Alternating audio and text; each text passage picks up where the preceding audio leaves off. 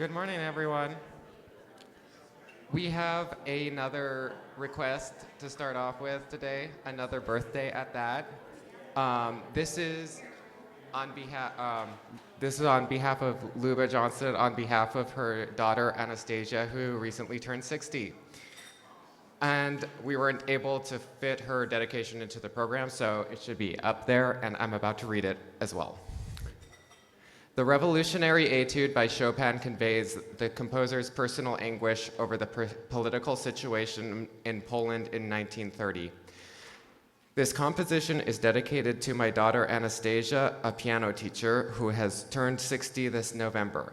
Like myself, my daughter chose emigration, leaving Russia for Europe in the 90s. I admire her talent to express herself through the language of music.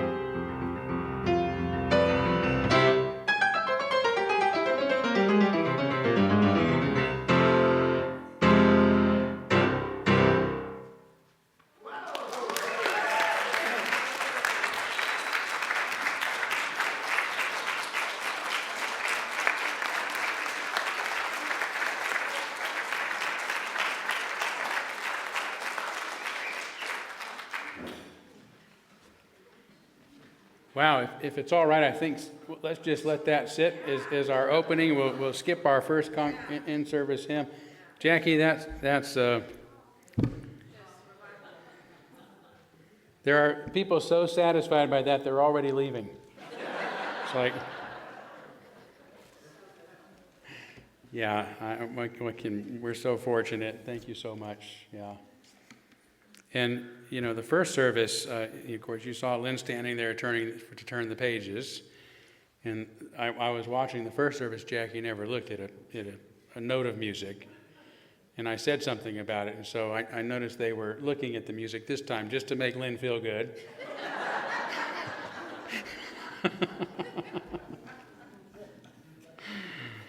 That was beautiful. Thank you. Well, what a wonderful start to the service. So thank you so much, and thank you all for being here at the Unitarian Universalist Church of Spokane, where, as I say each Sunday, we join together to create a nourishing liberal religious home and to champion justice, diversity, and environmental stewardship in our wider world, or, as we say in short, to create community, find meaning, and work for justice. Welcome, everyone, to this space. We like to embrace all that you bring with you, all your unique beliefs, background, lifestyle, experiences, differences, all that helps make you who you are, and that includes those of you in the room with us, whether you attend regularly or perhaps joining us for the first time. Glad to have you. Always grateful to know there's so many of you that are live streaming with us as well, so welcome to you wherever you are from in the world today. I've got just two announcements. One, this is the final day to bid in our church auction. Many of us have donated auction items, if you will, you can take advantage of and as well as bid on those. This is an important, significant, I should say, fundraiser for our church each year, and also a lot of fundraising. So you can go online and look at the items that have been donated to us and easily bid there. But on the back of the room here of our fellowship hall, there's also a list of all the items on the wall, and you can just scan them and bid that way as well. So this is your opportunity to do that. And then I do want to say that instead of having our third Sunday potluck, which would normally be next week, our potluck will be the following Sunday on the 23rd, which will be before Thanksgiving, and we'll have our annual Thanksgiving potluck. So feel free to bring a Thanksgiving-style dish if you wish, or you know, something else, whatever you want. And it has been our custom to provide the turkey as a church. I think that's still happening. I actually haven't checked with the organizers of it, so if there's no turkey, you can blame me, or I'll be the turkey. But I think there will be. So put that on your calendars as well. Okay, with that said, let's take a few seconds here this morning, as is our custom, to greet one another.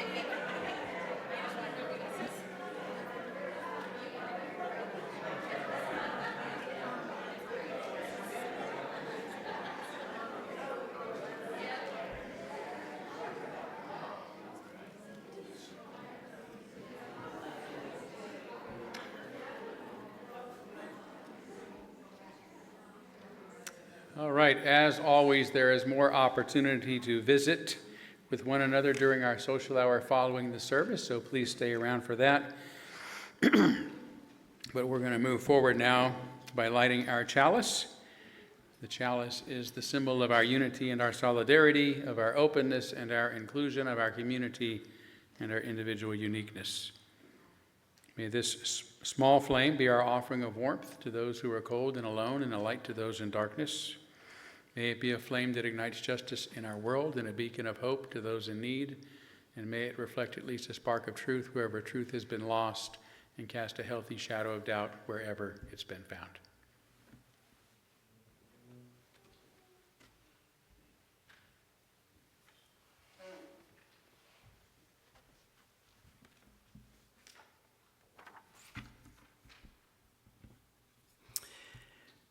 For this opening reflection, I want to share an educational experience that changed my understandings about how people perceive and interact with the world. Up through about age 16, I maintained essentially a naive view of how the world is and how people engage with it. In that view, the world beyond myself presented as just things out there, largely objects with properties which I was tasked with accurately identifying and categorizing. Then, in my senior year of high school, I enrolled to take courses at UCLA. I asked my sister, then a Brune Jr., what she suggested, and one of her recommendations was a real eye-opener for me, introductory psychology. I remember reading about an experiment in which subjects briefly viewed playing cards, some of which, like a black ace of hearts, were intentionally designed to be perplexing. It's the wrong color for the suit, after all. Interestingly, with shorter viewing time, some subjects reported seeing a purple ace of hearts. Now, black is the absence of frequencies in the color spectrum, so those subjects' eyes were receiving no chromatic stimulation whatever from the pip on the card. Any reports of perceived color had to come entirely from the subject's assumptions, expectations, beliefs. In other words, their psychological set. Needless to say, this forced me to rethink my understanding of people's contributions to perceptions of objects out there in the world. Where else, I started considering, are my own mental models being distorted subliminally, but not randomly?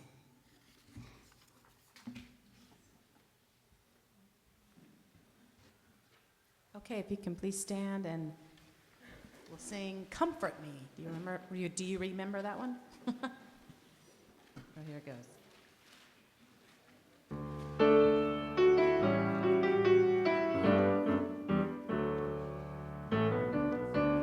Comfort me, yeah. Comfort me, comfort me, oh my soul. Comfort me, comfort me, comfort me, oh my soul.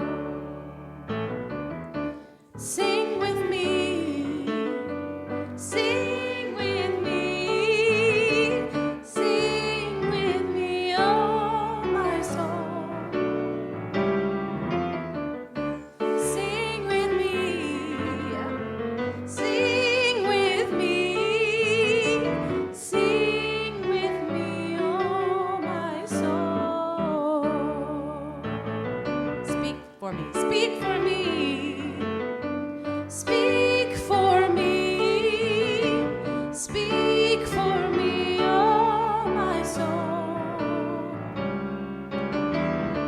Speak for me, speak for me, speak for me, oh my soul.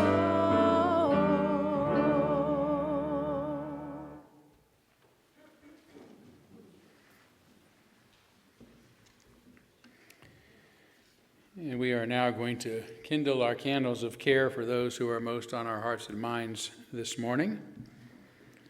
And we begin, as we have been, on behalf of the people of Ukraine and that region of the world suffering from the war and destruction there, the Palestinian people and people in that region of the world suffering from the war and violence there, as well as for the people in Darfur and Sudan the violence has only escalated there during the past week. And of course for the many frightened immigrants and others who are living in our own country, suffering the uncertainty of these circumstances we find ourselves in.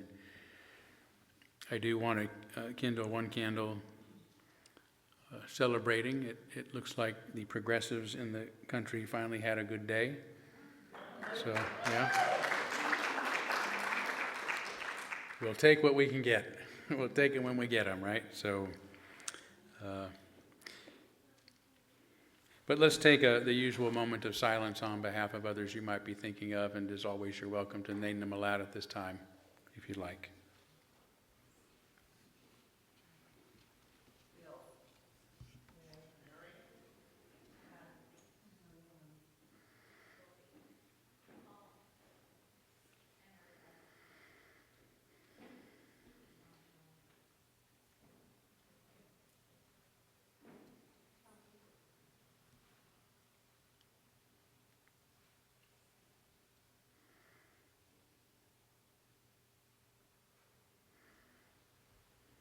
Those named aloud and those embraced in our silence, and all those who are suffering in our world at this hour, we hold in our community with compassion.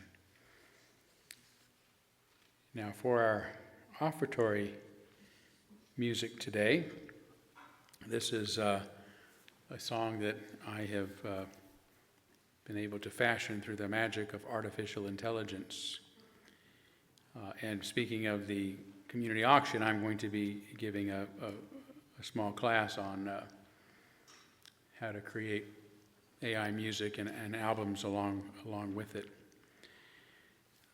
This particular song is based on a poem called Song of the Soul by the great Spanish mystic San Juan de la Cruz, St. John of the Cross, who, after being imprisoned in a high tower where he was, beaten and frozen half to death for many months, finally risked death to climb out the window and scale that tower without falling to his death. And after he escaped in the night, he wrote a series of poems about his relationship to God. Yet when he spoke of God, he never spoke of God as if God were a person, but as if he were having a love affair with nature. And there's these allusions to nature in so many of his poems, and you'll experience that now with this song, Song of the Soul. And we now gratefully give and receive this morning's offering, which helps sustain this community and our mission to the larger world.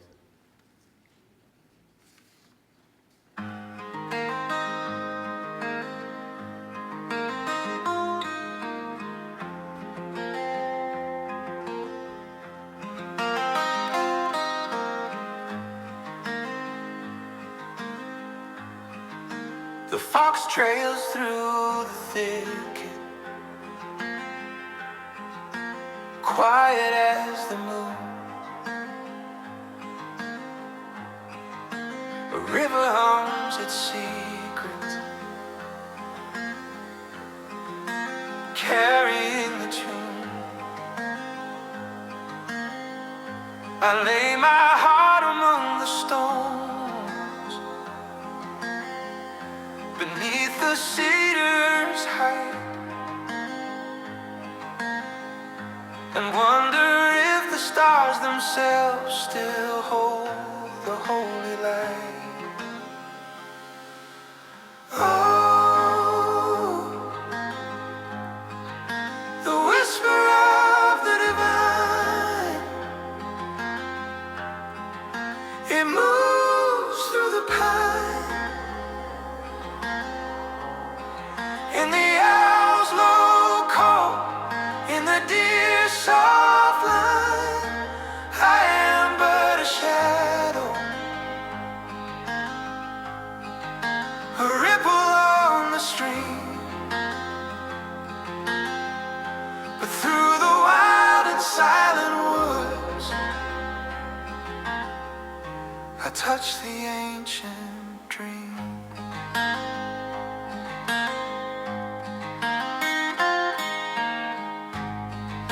The sparrow bows at morning.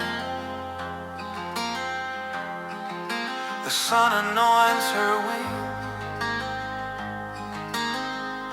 The wind, it shakes the aspen leaves, and I can hear them sing.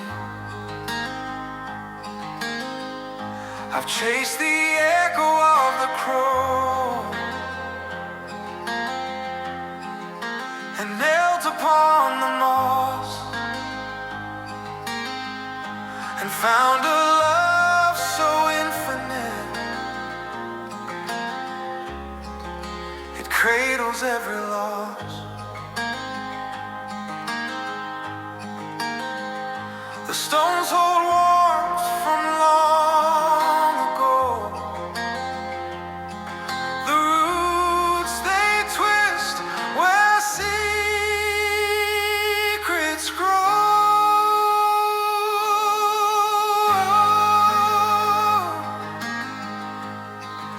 The whisper of the divine,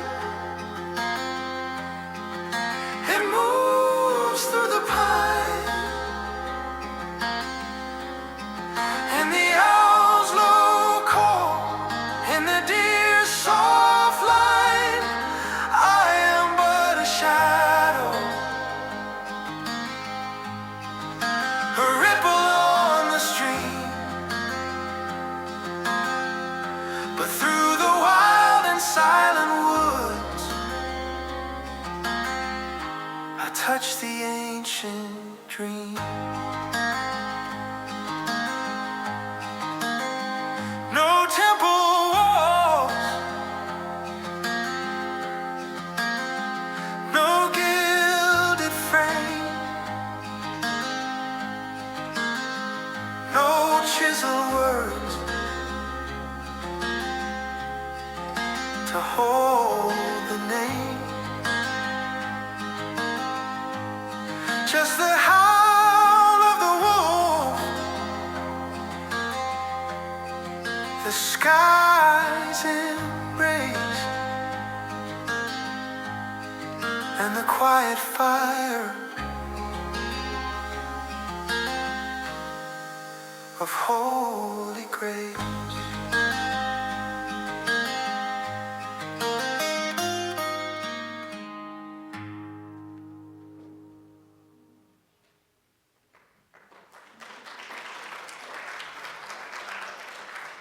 Thank you. Thank you. All right, I'd like to invite our children forward for our time for all ages, for those who would like to come forward. There. You're solo today. So, here we go. Okay, very good. All right, now we have a duo. There's one more hiding, you think? Okay, well, we'll go with a duet rather than a trio. How's that? You guys ready to sing now? Okay, go ahead. I'm teasing. You don't have to sing. You could, though. You want to. I brought somebody to help me as usual, so don't worry. Not the dummy. Hey, that's no way to talk. That's no way to talk about my friend Winnie the Pooh. Yeah, yes, hey. Hello. Well, hello, Pooh. It's great to see you. Hello, everyone. Very nice to have you again, Pooh. You're a long way from the 100-acre wood, though. What brings you here today? Oh, the river. You came to see the river? No, I was looking at a fellow in the water who looks very much like me. When I fell in, and the river carried me here. I see.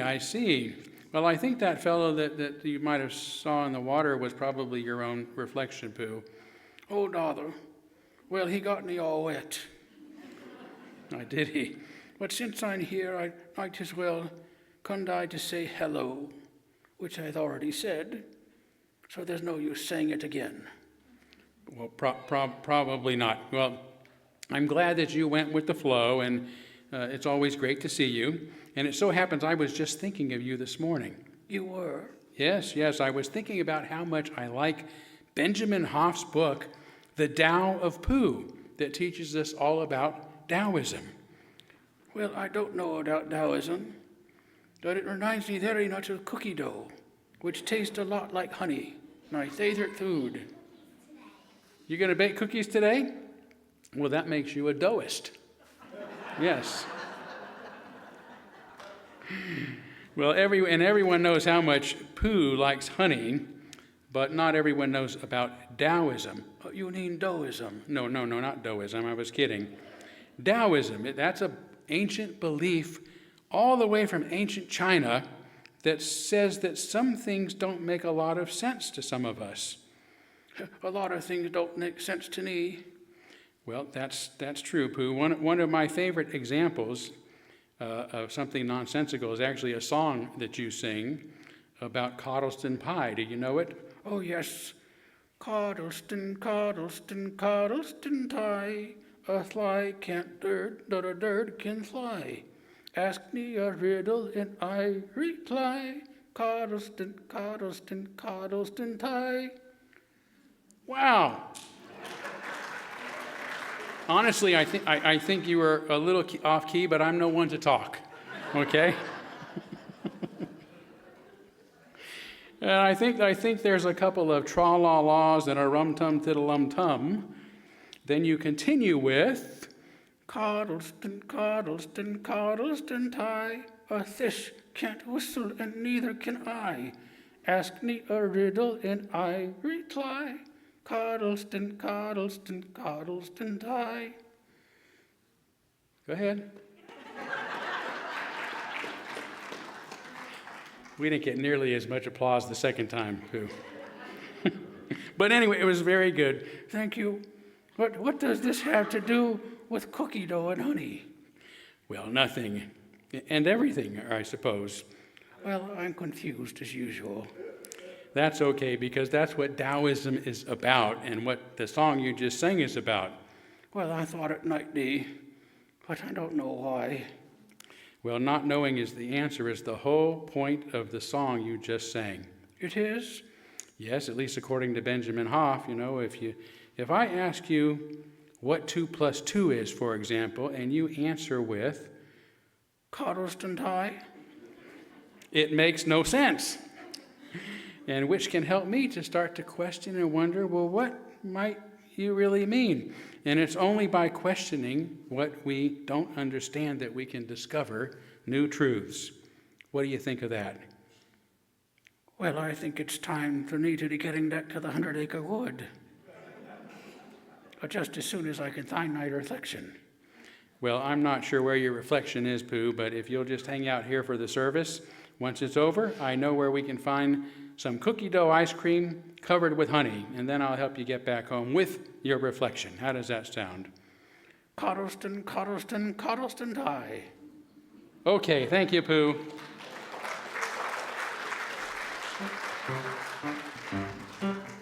And we will now sing our children to their cookie dough.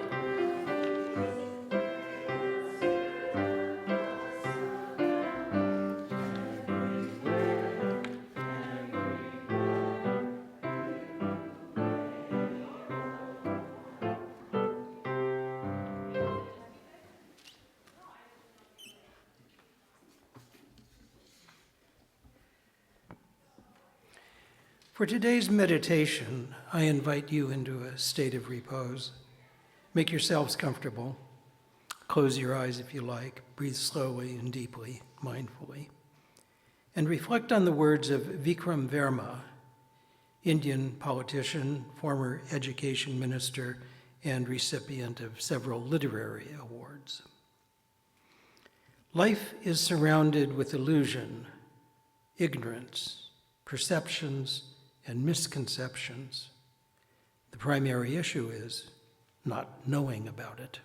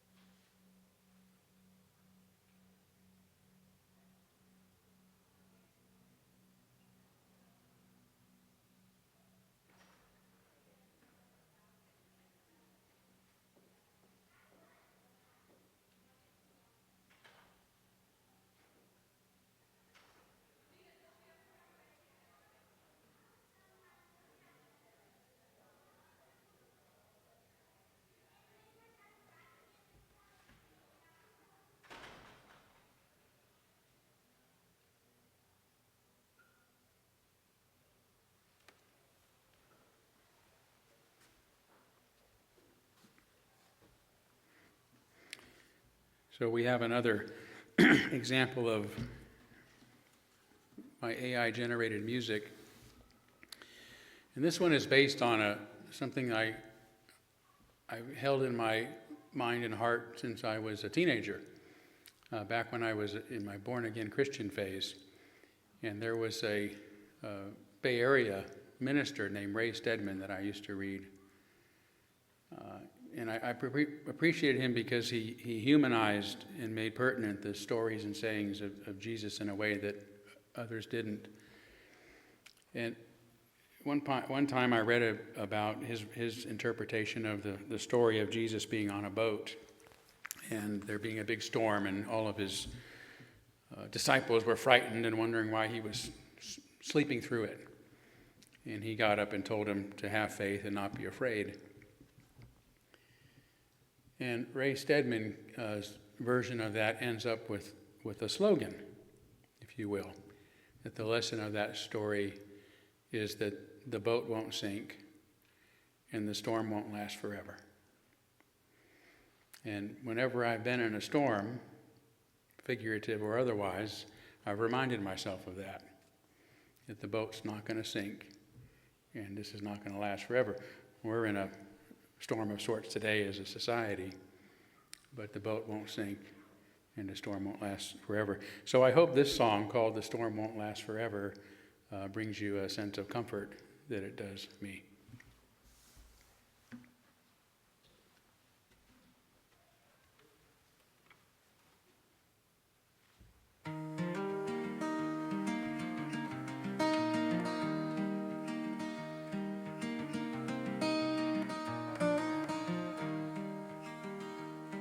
The sky turned black, the waves grew tall.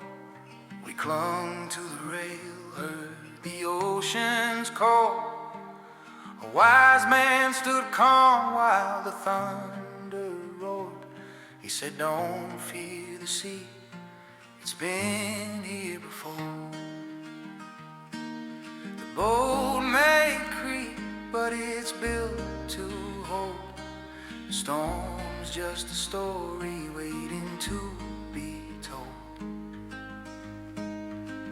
Have faith," he said, "this boat won't sink.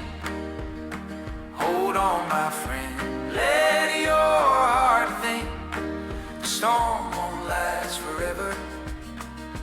No, no, the storm won't last forever." Now years have passed and I've seen my share of troubled waters and heavy air. When life gets rough and the winds won't die, I hear his voice like a lullaby. The waves may crash, but they'll roll away.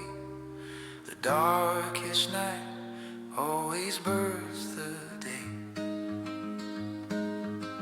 Have faith, he said, this boat won't sink. Hold on, my friend, let your heart think. The storm won't last forever. Oh, no, the storm won't last forever.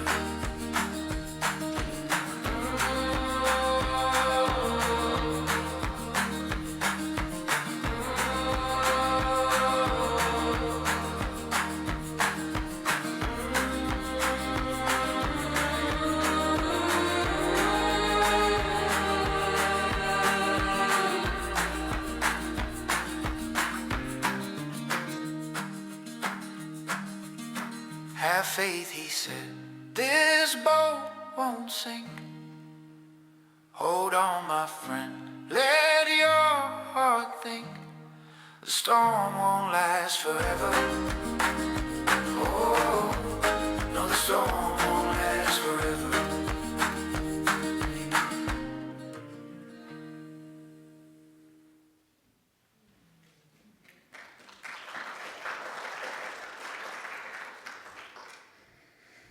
It was so easy to do, I feel guilty taking the applause. Almost as guilty as I do for getting applause for helping Pooh sing that song.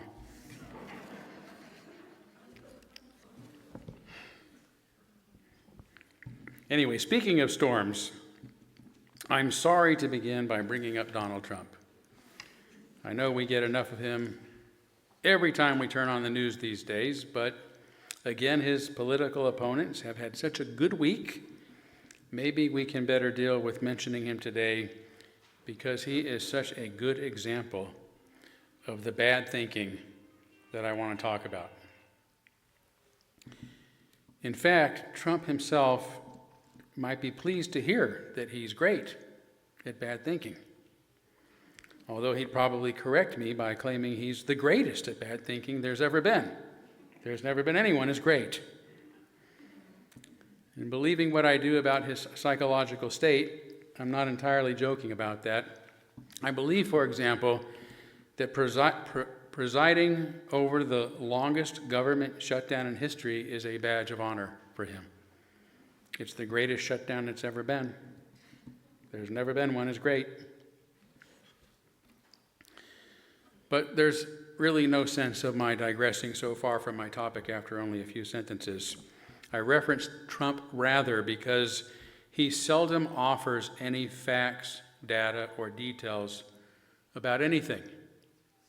He speaks in generalities, referring to millions and millions, billions and billions, trillions and trillions, unlike anyone has ever seen before, but never mentions precise numbers or any proof of these hyperbolic assertions.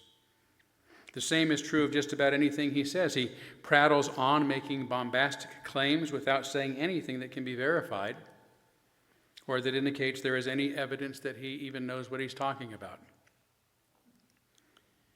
And he's even now blowing up small Venezuelan boats, claiming that they're smuggling drugs without evidence or due process, which at the very best means he's engaging in unlawful, inhumane, and immoral extrajudicial killings.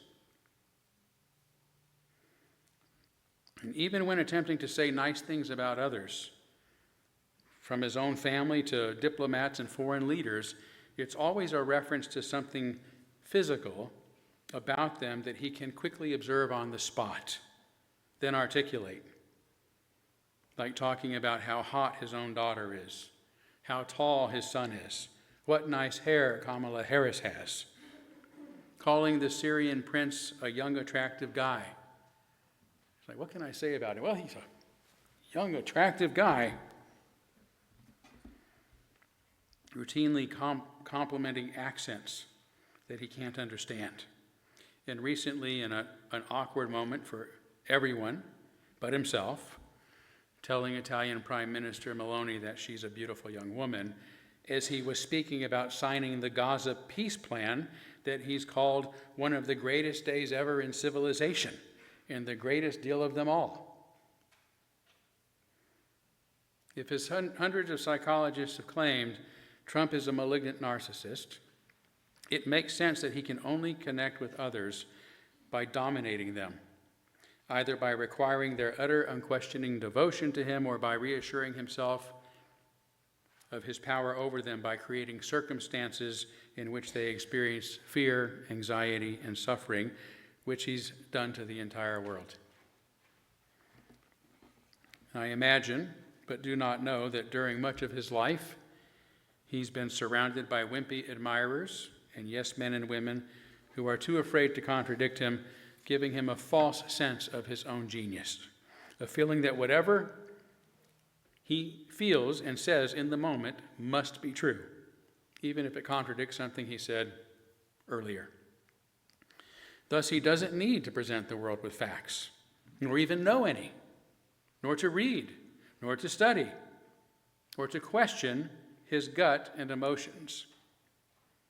If anyone questions him, he simply demonizes them and removes them from his awareness, creating a protective echo chamber in which to shield himself from his own inadequacies and ignorance.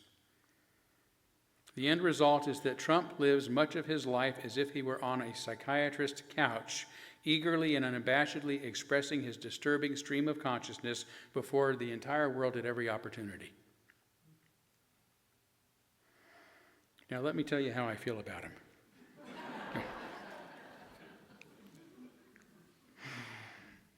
Trump, in my opinion, is such an extreme example of an unconscious and emotional thinker that we can easily grasp how bad his wild and unsubstantiated, they're eating our pets, only I can prevent World War III.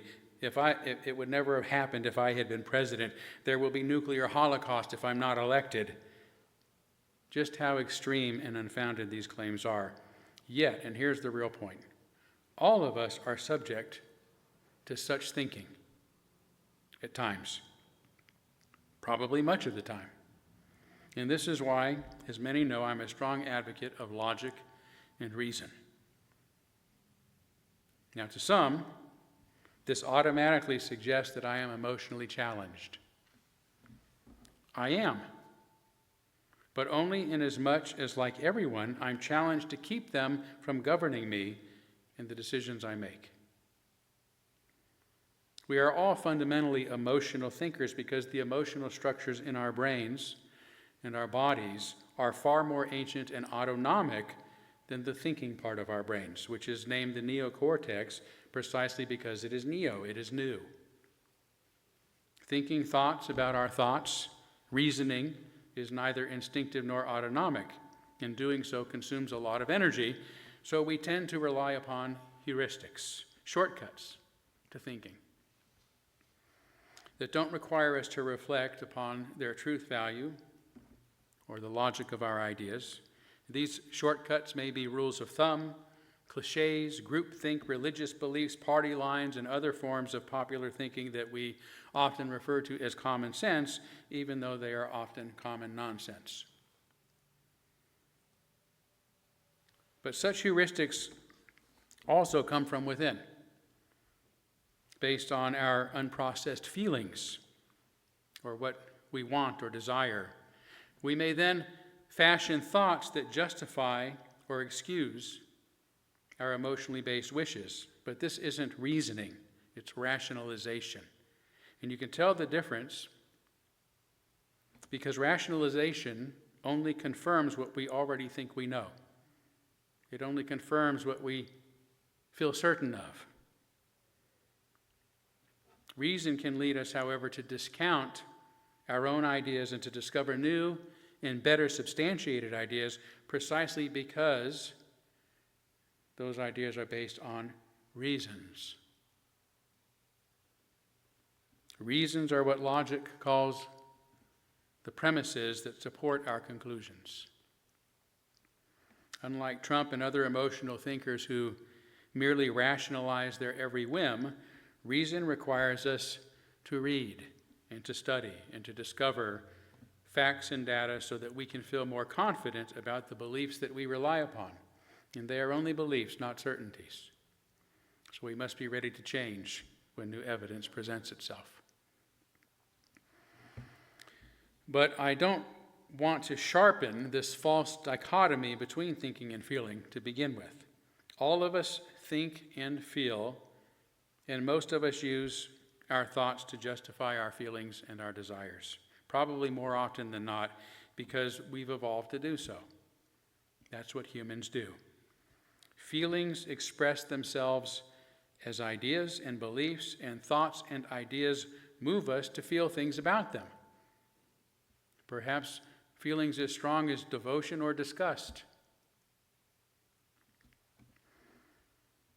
They are two expressions of the same process, thoughts and feelings. More importantly, I don't think that the greatest problem of humanity today is that we think too much and feel too little, but that we feel too much and think too little. We don't realize that our thoughts are generated by our emotions, our whims, and our desires merely to justify what we're feeling, not to rationally consider our circumstances. The problem is that we too often fly by the seat of our pants even when we think that we are in complete control. We rationalize our instincts, yet believe that we are being perfectly reasonable. We think we are in control of our emotions when they are in control of us. We think that our thoughts belong to us when we belong to our thoughts.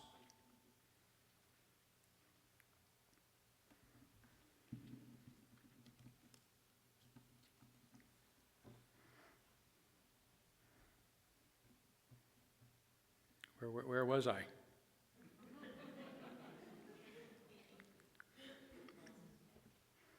I know where I was, but I can't find the end of that sentence.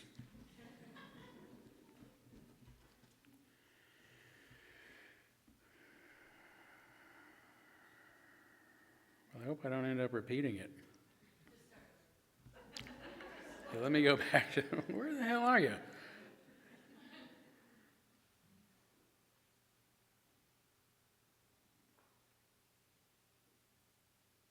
All right, well, I don't know where it is. So I'll start here. So what I'm really trying to say is my title suggests that too many of us think from the inside out rather than from the outside in. All right, you get the metaphor. This is to say that we are reluctant, if not unconsciously fearful, to let the world, by which I mean empirical reality, facts, data, reason, science, and the like, and Kevin, I appreciate the epistemological problems I'm not addressing here, my friend. Our resident philosophy professor here.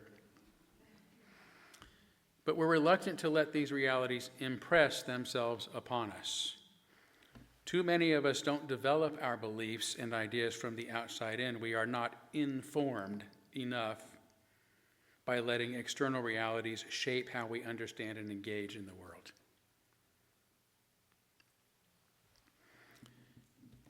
So my understanding of Freud's concepts of id, ego, and superego has led me to believe that the solution to this state is to develop a healthy ego, by which I mean an ego that serves its proper function. And this is so, although many people use this term, or have come to use this term, derogatively, saying things like, so-and-so has a big ego, or don't let your ego get in the way, or what an ego, and so forth.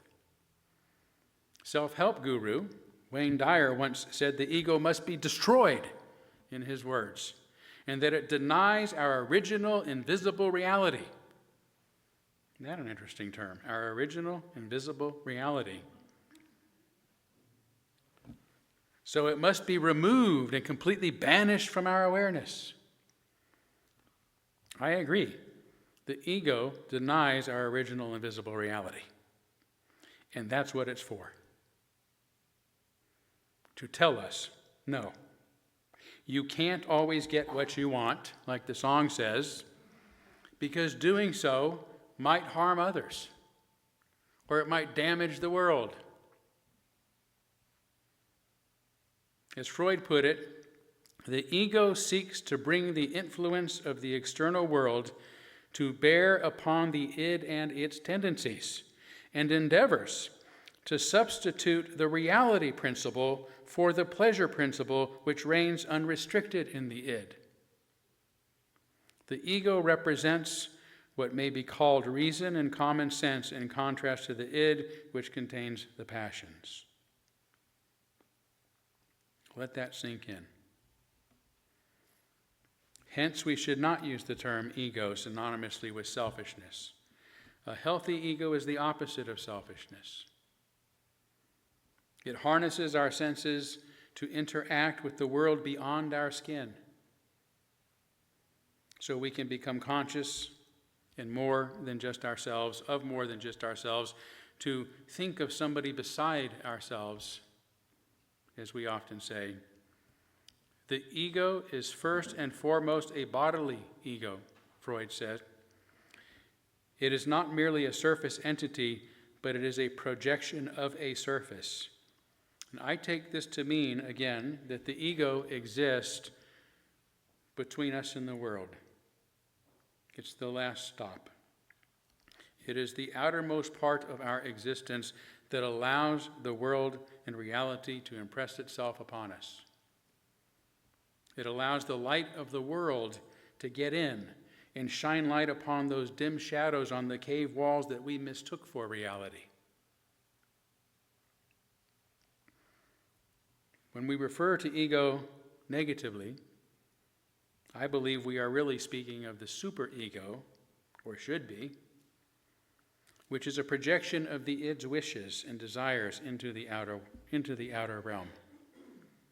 The superego, that is, justifies the selfish desires and passions of the id by projecting them as external truths and as external morality, presented in the form of religious doctrine, state decrees, common sense, popular beliefs, the status quo, you name it. Thus, we can feel justified in exploiting, ignoring, and even killing others to get what we want, because what we want just so happens to be what God wants, or what the church wants, or what our dead ancestors or parents wanted. Again, as Freud said, the superego retains the character of the father and gives permanent expression to the influence of the parents. Rather than telling the id no, like the ego does, the superego, the projected id, the externalized id, tells the ego no by refusing to accept its rebuke of that selfish part of us that wants immediate gratification, which is why I believe Wayne Dyer meant by the original invisible reality, his high-minded term for living an unconscious life under the guise of spirituality and enlightenment. No, thank you. Not for me.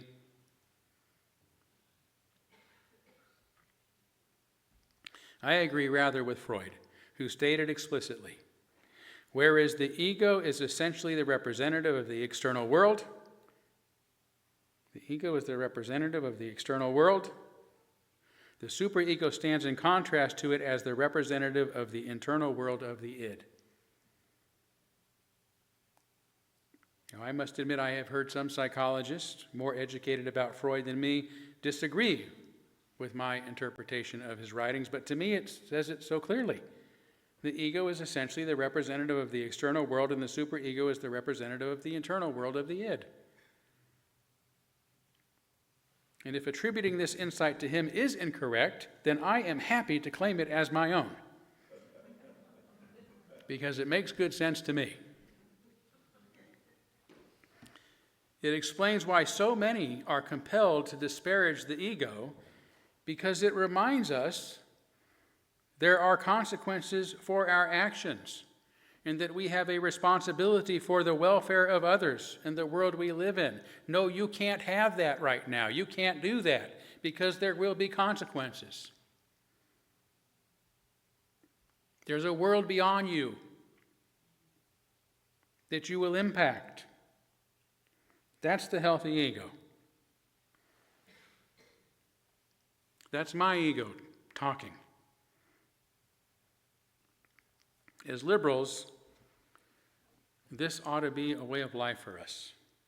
Sadly, having been around many liberals in my life, I must admit we can act just as selfishly and unconsciously as anyone else. And often do, perhaps more often do, than not, because we're human.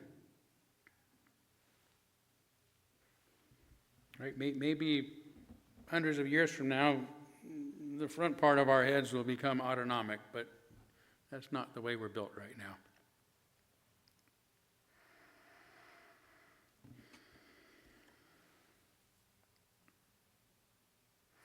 Yeah, we project our beliefs like anyone else and our desires onto the outer world and assume that they are objectively true or right, further allowing the superego, our superego, to justify our selfishness and sense of self-righteousness. They deserve what they're getting from me. because I'm righteous. Nevertheless, liberalism is itself a sign of a healthy ego and can strengthen our ego precisely because it is an ideology rooted in a devotion to external reality, including to reason and science and to the welfare of others and of other, as Martin Buber would say. Liberalism was born, as I often explained, during the time of the early Greek philosophers, who were the first thinkers we know of who tried to explain the world in natural rather than supernatural terms. For a time, they drew humanity out of its unconscious existence by turning to the reality outside themselves to understand the world. Instead of assuming it was all created by the projected id, the superego disguised as mythical figures and gods, these early thinkers, whom Aristotle later called the physikoi, the physicist, the physicalist, studied what they could experience using their senses, transcending the unconscious that can only explain the world in moods and myths and fantasies and unrestrained desires. And these early thinkers, and most of their writings were forgotten during the Dark Ages, but are what were rediscovered hundreds of years later during the Renaissance, which is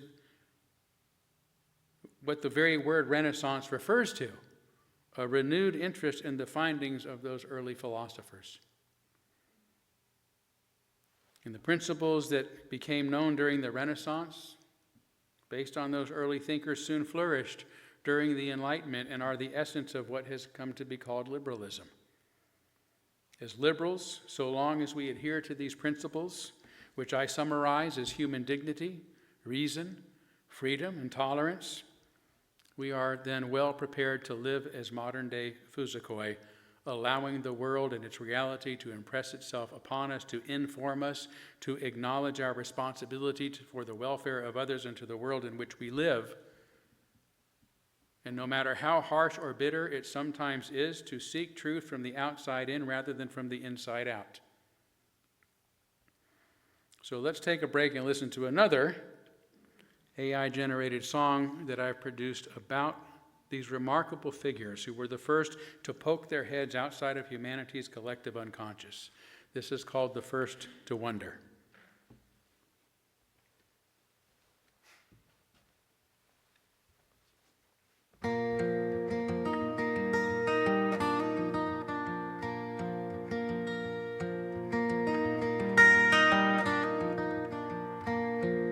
Under the olive silver shade, they'd sit and spin their thread.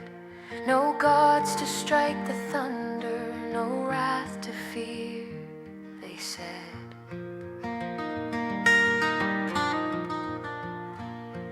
The earth, the air, the fire, the wave, what shapes the sky above? They asked with only reason and answered with their love. Oh, the first to wonder, the first to see the world as it might simply be. No myths, no chains, no fateful decree, just the mind's bright spark and the open sea.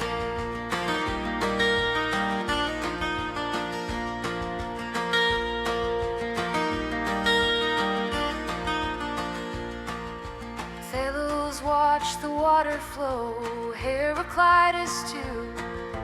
Flux and change, the only law, nothing still, nothing new.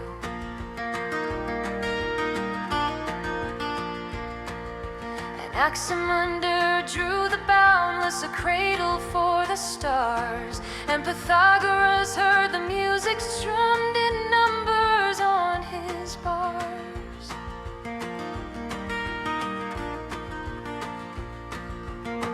No temple stone, no altar flame, questions whispered soft as rain. Oh, the first to wonder, the first to see the world as it might simply be. No myths, no chains, no fateful decree, just the mind's bright spark and the open sea. They trusted in the goodness, the reason in the heart, believed in human agency, that we all play a part. They lit a lamp in darkness, those shadows press so near, and the echoes of their courage still ring sharp and clear. Oh, the first to wonder, the first to see the world as it might simply be. No myths, no chains, no fateful decree, just the mind's bright spark and the open sea. Just the mind's bright spark and the open sea.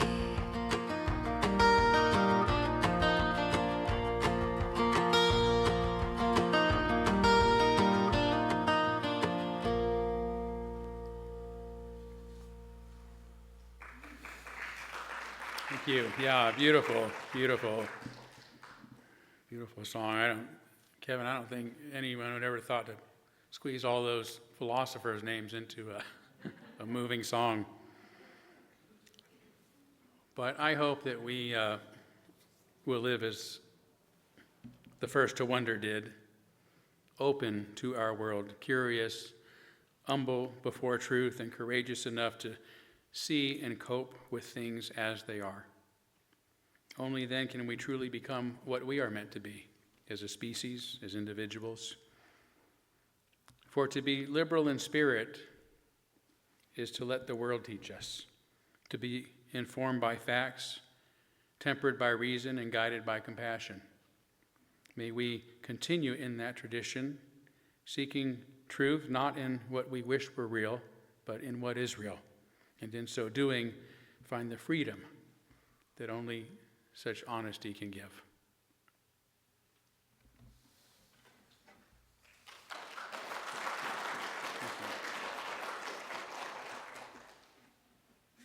Now, if you could stand and we'll sing Blue Boat Home together.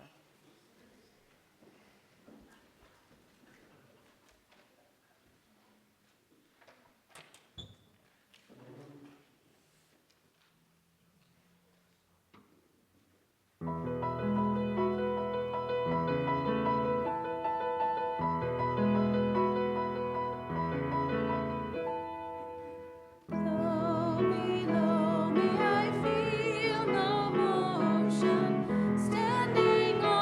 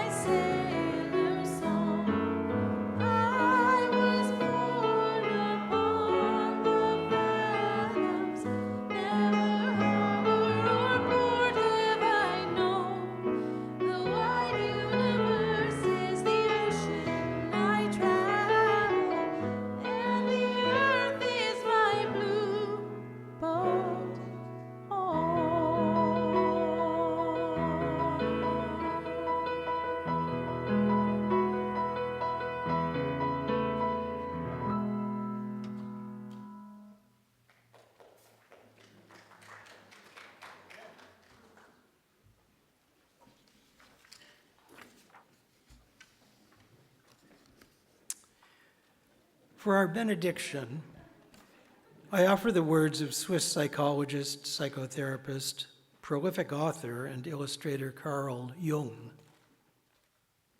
Your vision will become clear only when you can look into your own heart. Who looks outside dreams. Who looks inside awakes.